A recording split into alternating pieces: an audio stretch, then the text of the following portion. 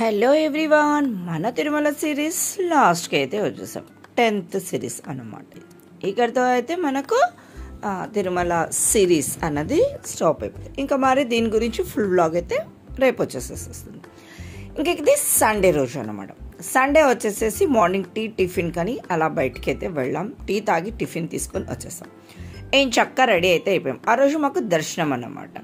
So ఇక్కడ తల్లి ఎవరు కూతురు ఎవరో ఇంకా మీరే చెప్పాలి. నాకేమో డ్రెస్సెస్ వేసుకోవడం అంటే ఇష్టం, మా గ్రీష్ గాడికి అయితే శారీస్ వేర్ చేయడం అంటే ఇష్టం. సో తను శారీ కట్టుకుంది, నేను డ్రెస్ అయితే వేసుకున్నాను. మేమున్న రూమ్ దగ్గర అయితే పనస తోటనే ఉందని చెప్పొచ్చు. పెద్ద పెద్ద చెట్లు అలా ఉన్నాయి. అక్కడైతే ఫొటోస్ దిగేసాం.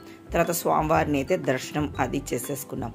ఆ తర్వాత రూమ్కి వచ్చేసేసి లగేజీ ప్యాకింగ్ అది చేసేసుకొని చిన్నగా ఇంకా బ్యాక్ టు కర్నూలు. ఇంకా ఎన్ని రోజులని అక్కడ ఉంటాం చెప్పండి. కానీ సో ఈ విధంగా అయితే మనం అనుకున్నటువంటి కార్యక్రమం తిరుపతికి మొక్కుబడులు చెల్లించేసేసుకొని తలనీరానిచ్చి స్వామిని అమ్మవారిని దర్శనం అయితే చేసేసుకొని ఇంకా చిన్నగా కర్నూలుకి అయితే వచ్చేసాము. చాలా లేట్ నైట్ అయితే అయిందండి.